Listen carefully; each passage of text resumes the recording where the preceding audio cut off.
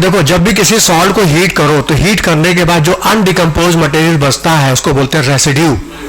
तो मतलब इसका रेसिड्यू होगा सिल्वर, इसका रेसिड्यू होगा लिथियम का ऑक्साइड, और गैस तो निकल के बाहर हो गई तो रेसिड्यू होगा लिथियम ऑक्साइड। हाँ, इसमें क्या रेसिड्यू मिलेगा? अमोनिया तो गैस होती है, क्या मिलेगा हमको?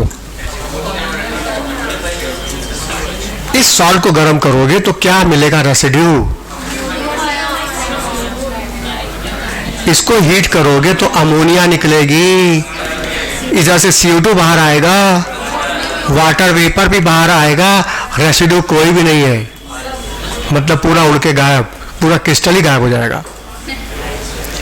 अमोनियम कार्बोनेट को हीट करने पर कोई रेसिड्यू नहीं मिलेगा, 3 गैसेस बाहर आएंगी, ammonia, CO2 and water vapour. हाँ, जिंक कार्बोनेट को गर्म करोगे तो रेसिड्यू मिलेगा, जिंक ऑक्साइड और CO2 गैस। इसको हीट करोगे तो लेड ऑक्साइड, CO2 गैस। इसको हीट करोगे तो मैग्नीशियम ऑक्साइड, CO2 गैस। ये ऑब्जर्वेशन। तो किस सॉल्ट को हीट करें रेसिड्यू मिलेगा, किस में रेसिड्यू नहीं मिलेगा, किस रेसिड्यू में ऑक्साइड होगा, किस में केवल मेटल होगा, वो तुमको पता चल जाएगा ऐसे ही।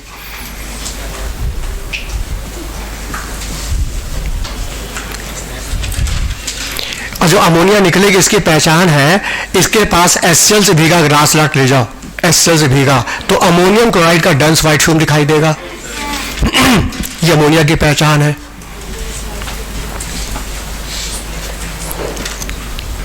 अब देखो, हर एक रिएक्शन पर एक क्वेश्चन बन जाएगा, हर एक रिएक्शन एक क्वेश्चन को बना देगा बड़े आराम से। कैसे बनाएगा?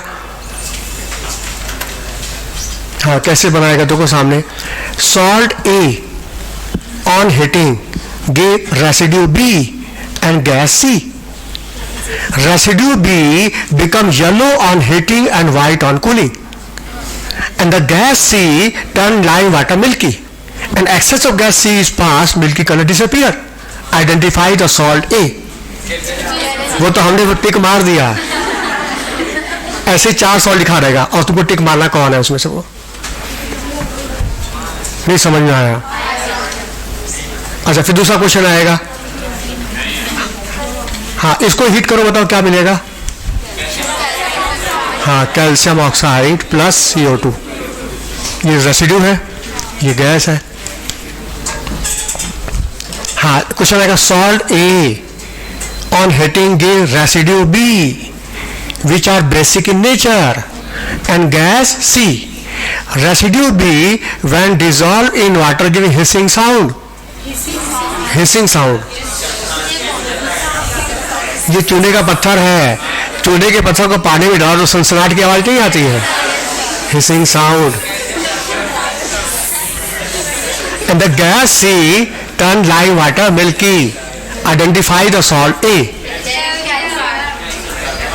अच्छा, फिर आएगा salt A on heating give 3 gases B, C, D without living any residue, without giving any residue. The gas B with HCl gave dense white fume, and the gas C turned lime water milky, and the gas D become liquid at room temperature. Identify the salt A. मतलब हम ये बता रहे हैं कि हर एक reaction पर एक प्रॉब्लम बनेगा। एग्जामिनर चाहे तो एकदम नया नया क्वेश्चन बना सकता है यहां से। और देखो, हाँ देखो सामने, ये लेड ऑक्साइड जो होता है ना, ये येलो रेसिड्यू होता है, ये येलो होता है। और इसी लेड ऑक्साइड को तुम फर्दर हीट कर दो एयर में O2 में, तो ये बदल जाता है रेड लेड में, सिंदूर। तो देखो सामने, salt A on heating gave yellow residue, and the yellow residue become red on heating in air, and the gas C turn lime water milky. Identify the salt A. समझ में आया? मतलब ये सारे ऑब्जर्वेशंस तुमको बताएंगे वो सॉल्ट क्या है। हर एक रिएक्शन पर एक प्रॉब्लम बनता है। बोलो आया? समझ में? बस तुम्हारा काम है, तुम कॉपी पढ़ते हो और हम क्वेश्चन फेंकेंगे बीच में। आज का पढ़ा हुआ कल पूछेंगे, कल का पढ़ा हुआ परसों पूछेंगे, क्योंकि अभी तो आंसर दिख रहा है ना। नहीं समझ में आया? तुम्हारा काम है बस कॉपी पढ़ के आना, अब मेरा काम पत्थर फेंक फेंक के उसमें लहर पैदा करना।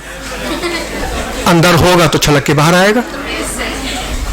बोलो, चलो नेक्स्ट आ जाओ। सल्फाइट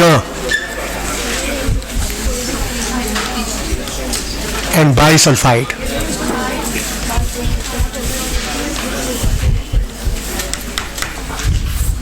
हाँ, सल्फाइड का फार्मूला SO3-2, बाइसल्फाइड का फार्मूला HSO3-। हम दो रेडिकल एक साथ लेके चल रहे हैं क्योंकि दोनों में आपस में बहुत सिमिलरिटी है।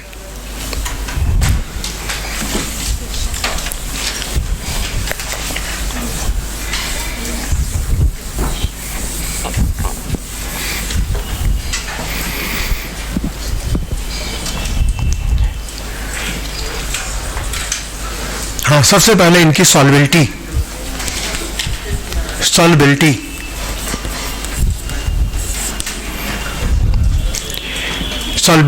इनके सल्फाइड और बाइसल्फाइड के जो सॉल्ट हैं, इनकी सॉल्बिलिटी क्या होगी?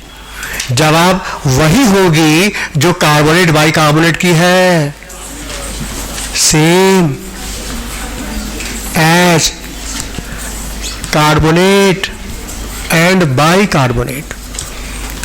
बस एक लाइन में हो गया। जो सॉल्बिलिटी कार्बोनेट बाइकार्बोनेट की है, सेम वही सॉल्बिलिटी सल्फाइड और बाइसल्फाइड की है।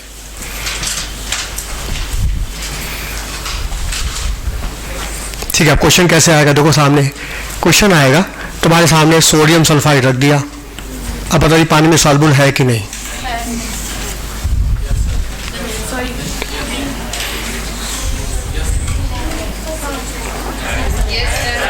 बोलो, वहां क्या लिखा? All the carbonate insoluble except sodium potassium ammonium. मतलब वो सॉल्युबल है, बाकी कोई सॉल्युबल। तो यहाँ भी तो वही होगा। मतलब सोडियम सल्फाइड ये भी पानी में सॉल्युबल है, पोटेशियम सल्फाइड भी सॉल्युबल है, अमोनियम सल्फाइड भी सॉल्युबल है, उसके बाद कोई सॉल्युबल। तो बताइए सॉल्युबल हुआ ना? ये पानी में घुल गया, एकदम क्लियर सोल्यूशन है। तुमने क्या किया? इसमें डाल दिया सिल्वर नाइट्रेट और all the nitrate soluble in water. तो ये भी सॉल्युबल, दोनों सोचा एकदम क्लियर है। तुमने दोनों को मिलाया, कुछ दिखेगा आंखों से? कुछ ऑब्जर्वेशन होगा?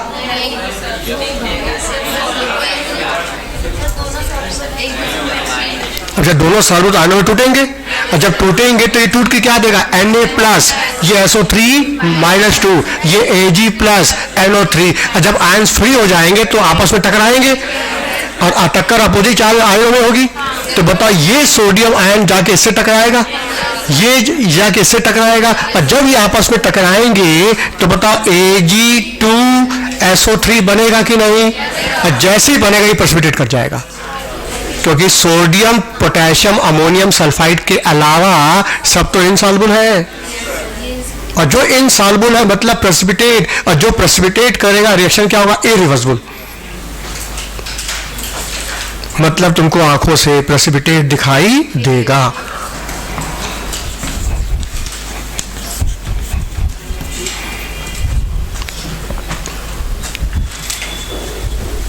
अच्छा, इसी में हम लेड नाइट्रेट डाल दें तो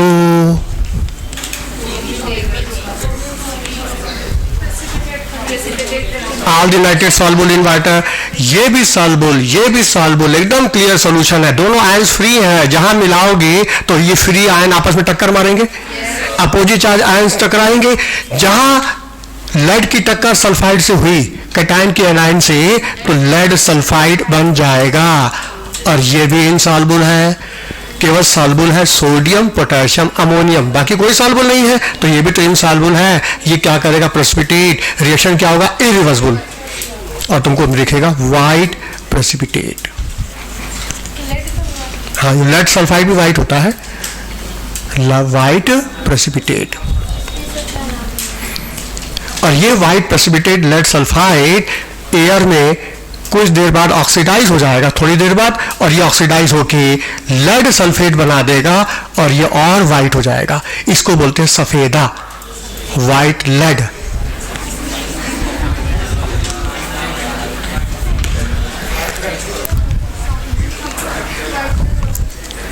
लोग जैसे दीवारों पर पेंट कराते हैं ना, तो जैसे पेंटिंग कर दिया दीवार पर, तो हम बोले चमक क्यों नहीं आ रही, इतना बढ़िया पेंट लाए थे हम, चमक कदा 2-4 दिन बाद आ जाएगी, तो 4-6 दिन बाद आ जाएगी। हमने कहा ठीक है, बोल तो सही रहा है, हमको केमिस्ट्री याद आ गई कि तो 4-6 दिन बाद जब ये ऑक्सीडाइज होगा सल्फेट में, तो ये वाइटनेस आ जाएगी। इसका यूज करते हैं पेंटिंग में ना, पेंटिंग में यूज होता है lead sulphate, PbSO4, white paint.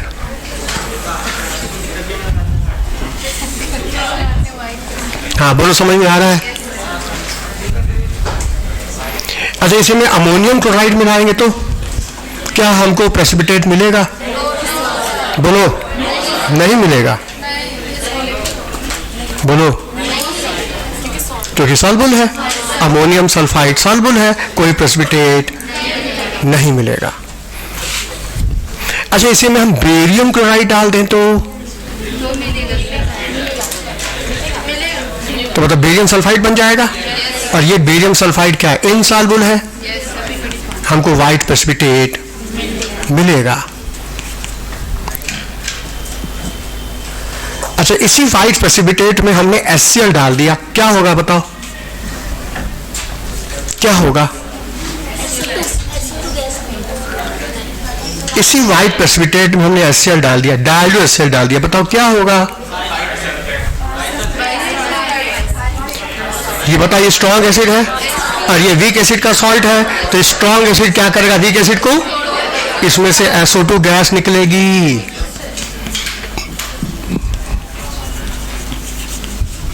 बोलो, समझ में आया? SO2 गैस निकलेगी। अच्छा, मान लो इसी सोडियम सल्फाइड में हम एयर पास करा दें, या हम इसी में ओजोन डाल दें, या इसी में H2O2 डाल दें, या इसी में ब्रोमीन वाटर डाल दें, बताओ इन सब का नेचर क्या है? ये सब क्या है? ये सब ऑक्सीडाइजिंग एजेंट है, जो इसको ऑक्सीडाइज कर देंगे सल्फाइड को सल्फेट में, ये +4 को ला देंगे +6 में, क्योंकि ये सब है ऑक्सीडाइजिंग एजेंट जो कि इसको ऑक्सीडाइज करेंगे +4 से +6 में, और जब ये +6 में आ जाएगा फिर हम इसमें डाल देंगे बेरियम क्लोराइड, वही पहले वाला रीजन फिर से। तो बताओ, बेरियम सल्फेट का प्रेसिपिटेशन होगा? बता चुके हैं तुम लोग को, जब सॉल्बिलिटी पढ़ा रहे थे तो वहां पे हमने कहा था बेरियम सल्फेट पानी में सॉल्युबल नहीं है। क्यों? क्योंकि इसकी लैटिस एनर्जी बहुत ज़्यादा, बताया था हमने, तो ये सॉल्युबल नहीं है। तो ये सॉल्युबल ना होने से हमको यहाँ वाइट प्रेसिपिटेट मिलेगा। जब सॉल्बिलिटी पढ़ा थी पीरियोडिक प्रॉपर्टी में, वहां देखो लिखा है barium sulphate insoluble in water but NaCl soluble. क्यों? इसका रीजन वहां लिखवाएं। हाँ, तो ये इनसॉल्युबल होने से हमको व्हाइट प्रेसिपिटेट देगा। अब इसी व्हाइट प्रेसिपिटेट में हम HCl फिर डाल दें, क्या ये टूटेगा? क्या इसमें से गैस बाहर आएगी? जबकि इसमें से आई थी, क्या इसमें से गैस बाहर आएगी? नहीं आएगी। क्यों? क्योंकि स्ट्रॉन्ग एसिड का सॉल्ट है, और ये स्ट्रॉन्ग एसिड के होने की वजह से इसको डिकम्पोज नहीं कर पाएगा, CO2 गैस नहीं मिलेगी। मतलब सीधे बेरियम क्लोराइड मिलाए तो हमको ऑब्जर्वेशन मिला, और एयर पास करा के बेरियम क्लोराइड डाल रहे हैं तो हमको वो ऑब्जर्वेशन नहीं मिल रहा है।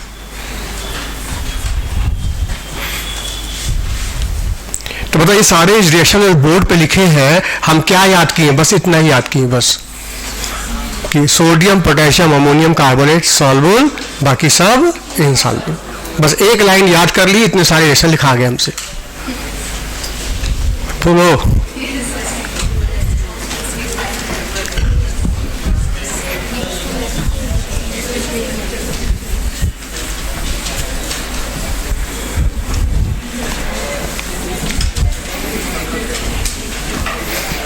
हाँ देखो सामने, मान लो इसी सल्फाइड में हमने डाइल्यूट HCl डाला, अब बताओ क्या होगा? इसी सल्फाइड जो कि सॉल्युबल है, क्लियर सॉल्यूशन है, तुमने डाइल्यूट HCl डाला, बताओ क्या होगा? बताओ स्ट्रॉन्ग एसिड वीक एसिड के सेल को तोड़ेगा, तो इसमें से SO2 गैस निकलेगी और साथ में क्या बन जाएगा? NaCl। और जब SO2 गैस निकलेगी तो क्या दिखाई देगा? ऑब्जर्व क्या होगा? इफरवेसेंस। वही इफरवेसेंस जो तुमने कार्बोनेट में पाया था वही सल्फाइड में भी मिलेगा, सेम इफरवेसेंस। लेकिन फर्क क्या है? वहां जो गैस निकली थी वो CO2 थी, ये SO2 है। उसकी कोई स्मेल नहीं थी, इसमें स्मेल है, smell of burning sulphur, smell of burning sulphur. अच्छा, अब ये जो SO2 गैस है इसको हम स्मेल के अलावा किसी और तरीके से कंफर्म कर सकते हैं कि SO2 ही है। ठीक है, स्मेलिंग तो एक तरीका है।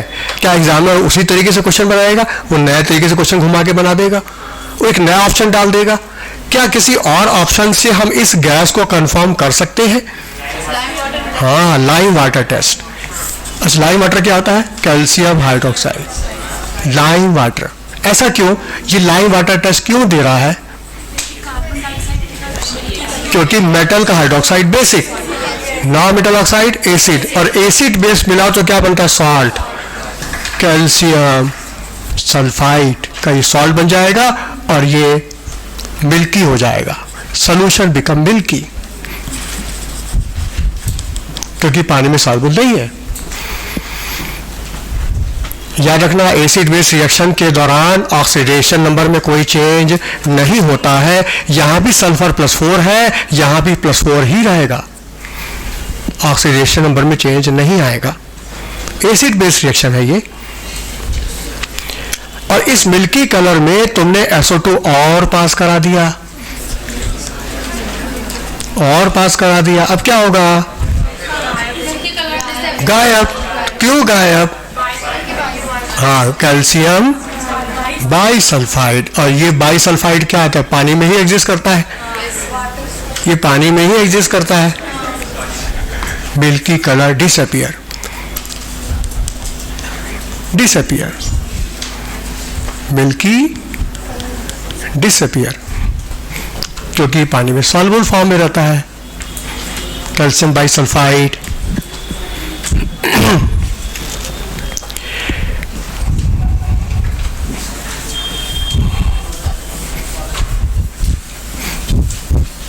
इसका मतलब क्या हुआ कि जो लाइम वाटर टेस्ट है ये कार्बोनेट भी दिया है और सल्फाइड भी दिया है, तो बता दोनों में सिमिलरिटी है। और जहां सिमिलरिटी होती है वहां एग्जामिनर जरूर क्वेश्चन बनाता है। तुमको ऐसा रेशन दिखाएगा जहां दो सिमिलरिटी होगी, उसमें से हमको सिलेक्ट एक को करना है, तो उसमें एक ऐसी लाइन डाल देगा जिसमें दोनों अलग हो जाएंगे। तो यहाँ पहला डिफरेंस क्या है कि लाइम वाटर जो कार्बोनेट के केस में जो गैस निकलती है उसमें कोई स्मेलिंग नहीं है, जबकि इसमें स्मेलिंग है। ये डिफरेंस है। लाइम वाटर से दोनों दे रहे हैं, लेकिन फर्क है CO2 में कोई स्मेल नहीं है, इसमें स्मेल है बर्निंग सल्फर की। और कोई डिफरेंस? और कोई डिफरेंस CO2 और SO2 में? हम चाहे तो रिएक्शन सीधा भी बोर्ड पे लिख दें, लेकिन तुम रटोगे, हम रटवाना नहीं चाहते। वो कहां से निकल रहा है रिएक्शन वो खोजो, उसकी ओरिजिन को पकड़ो, आखिर रिएक्शन आ कहां से रहा है ये। और रिएक्शन को पहचानने के लिए तुम उसका नेचर जानो कि इन दोनों के नेचर में क्या फर्क है। नेचर में देखोगे तो रिएक्शन अपने आप सामने आ जाएगा। ये बताओ, इसमें कार्बन का ऑक्सीडेशन नंबर क्या है? आवाज नहीं आई। यहां क्या है? +4। जबकि सल्फर का रेंज क्या है ऑक्सीडेशन नंबर का? सल्फर का रेंज है -2 से लेके +6 का, जबकि कार्बन का रेंज है -4 से +4 का। तो बताओ, अपने रेंज के टॉप पर बैठा है और ये बीच में बैठा है। ये घट भी सकता है और जबकि ये केवल घट सकता है, बढ़ नहीं सकता। और जो केवल घट सके मतलब उसका केवल रिडक्शन, और नेचर केवल ऑक्सीडाइजिंग, ये केवल ऑक्सीडाइजिंग एजेंट का ही काम कर सकता है, जबकि ये ऑक्सीडाइजिंग एजेंट का भी कर सकता है क्योंकि ये घट भी सकता है और तो बता दोनों में कॉमन फीचर क्या है? ये भी ऑक्सीडाइजिंग, ये भी ऑक्सीडाइजिंग, लेकिन रिड्यूसिंग पावर इसके पास है, इसके पास। बस यही ऐसा पॉइंट है जो इन दो अलग करेगा। इसके पास रिड्यूसिंग पावर है, SO2 के पास, CO2 के पास रिड्यूसिंग पावर नहीं है। और याद रखना, जिसके पास रिड्यूसिंग पावर होगी वो किससे रिएक्ट करेगा? जिसके पास रिड्यूसिंग पावर होगी वो किससे रिएक्ट करेगा? ऑक्सीडाइजिंग एजेंट के साथ। मतलब इसके सामने ऑक्सीडाइजिंग एजेंट ले जाओ तो ये रिएक्ट करेगा और ये देखता ही रह जाएगा, नहीं रिएक्ट कर पाएगा। अच्छा सोचो, ऑक्सीडाइजिंग एजेंट है कौन? ऑक्सीडाइजिंग एजेंट की पहचान क्या? वो अपने ऑक्सीडेशन नंबर की हाईएस्ट वैल्यू पर होना चाहिए, और सबसे highest value KMnO4, dichromate, potassium chlorate, ये सब हायर वैल्यू पर है। मान लो हम इसी SO2 गैस को एसिडिफाइड KMnO4 से रिएक्ट करा दें तो बता इसका कलर क्या होता? पिंक। और यह मैग्नीज क्या? +7।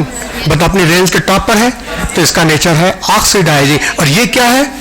रिड्यूसिंग। ये दोनों आपस में रिएक्ट कर जाएंगे, और जब रिएक्शन होगा तो इसका पिंक कलर गायब हो जाएगा। ठीक है, गायब होके जाएगा कहाँ? क्यों? +2 में।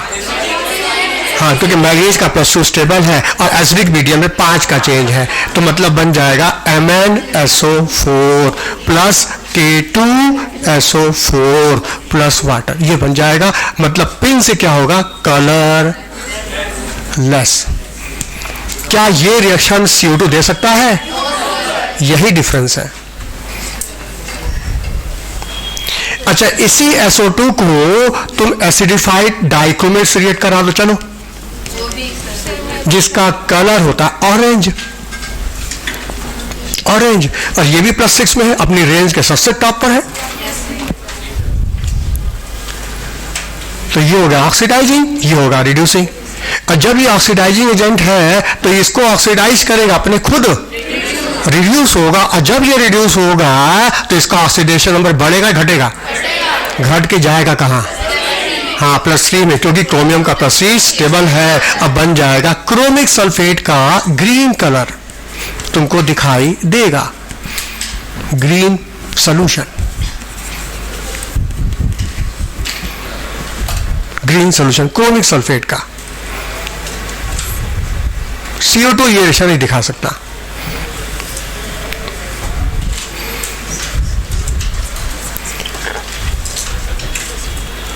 इसी में मान लो हम पोटेशियम आयोडेट डाल दें और साथ में स्टार्च पेपर मिला दें, तब याद रखना आयोडीन स्टार्च के साथ जब भी मिलेगा तो ब्लू कलर आता है। स्टार्च आयोडीन का जो कंपाउंड मिलता है वो ब्लू कलर का होता है। कहने का मतलब इस SO2 गैस को पोटेशियम आयोडेट के सॉल्यूशन में पास कराओगे तो क्या तुम्हें ब्लू कलर दिखाई देगा? यस या नो? मान लो इसी SO2 को तुम पोटेशियम आयोडाइड के सॉल्यूशन में पास करा दो, क्या ब्लू कलर दिखाई देगा?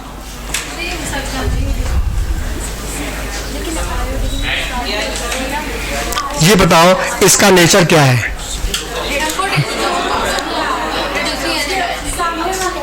इसका नेचर ऑक्सीडाइजिंग भी है और हाँ, अब ये कौन सा रोल अदा करेगा डिपेंड करता है सामने कौन बैठा है। हाँ, सामने बैठा है पोटेशियम आयोडेट, इसमें आयोडीन का ऑक्सीडेशन नंबर है +5। बताओ रेंज के ऊपर है ना, तो जब ऑक्सीडेशन नंबर रेंज के ऊपर रिजर्व चल रहा है तो बताओ ये होगा ऑक्सीडाइजिंग और ये हो जाएगा रिड्यूसिंग। तो जब ये रिड्यूसिंग एजेंट है तो ये सामने वाले को क्या करेगा? रिड्यूसिंग एजेंट सामने वाले को क्या करेगा? बोलो, रिड्यूस करेगा। जो ट्रेवल एजेंट होता है सामने वाले को ट्रेवल कराता है, खुद से बैठा रहता है। बोलो, तो जब ये रिड्यूसिंग एजेंट है तो सामने वाले को रिड्यूस करेगा, और जब ये रिड्यूस होगा तो इसका ऑक्सीडेशन बता बढ़ेगा या घटेगा? और जब ये घटेगा तो घट के बता 0 में आएगा, मतलब पेपर ब्लू होगा। लेकिन जब इसके साथ करा रहे हो तो ये ऑलरेडी -1 में है, -1 से नीचे आ ही नहीं सकता, 0 तो आएगा ही नहीं कभी। बोलो, यानी कि इस केस में पेपर ब्लू होगा, इस केस में पेपर ब्लू नहीं होगा। ये +5 से 0 में आएगा, आयोडीन 0 पे आएगा तो ब्लू हो जाएगा। इसमें -1 में है तो बताओ -1 से घट ही नहीं सकता, ये तो 0 तो आएगा ही नहीं रास्ते में, ये पेपर ब्लू नहीं करेगा। तो आयोडीन को +7 लाने के लिए क्या चाहिए? ऑक्सीडाइजिंग चाहिए। तो ऑक्सीडाइजिंग एजेंट स्ट्रांग होना चाहिए। ये स्ट्रांग ऑक्सीजन थोड़ी है, स्ट्रांग होगा तब ना इसको ले जाएगा +5 है। लेकिन ताकत तो देखो, जो दोनों तरफ होता है वो एक तरफ नहीं जाता। जो ऑलराउंडर खिलाड़ी होते हैं वो एक में परफेक्ट नहीं होते कभी भी। हाँ, SO3 रहेगा तो वो केवल ऑक्सीडाइजिंग हो जाएगा, ओनली ऑक्सीडाइजिंग। तब वो लेके जाएगा आयोडीन को KI को ले जाएगा +5 में, तब वो लेके जाएगा, ये नहीं ले जाएगा। ये तो इसकी तो बैटिंग भी अच्छी है, बॉलिंग भी अच्छी है, और जो ऑलराउंडर खिलाड़ी होता है वो किसी एक में परफेक्ट नहीं होता।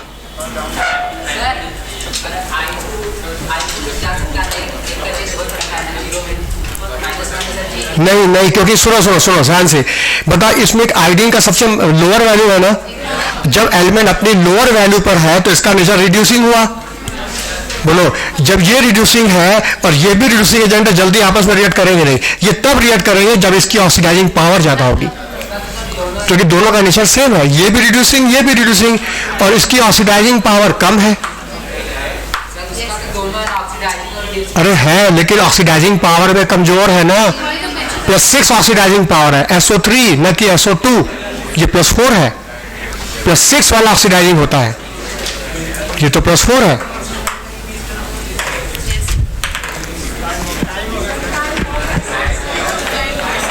इसको पूरा कर दे, बस हो जाएगा ये।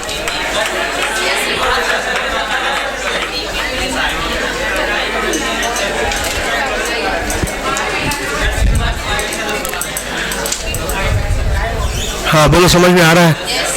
पूरा रिएक्शन रट रहे हो क्या? हर रिएक्शन की समझ है, समझ लोगे तो याद भी हो जाएगा सब।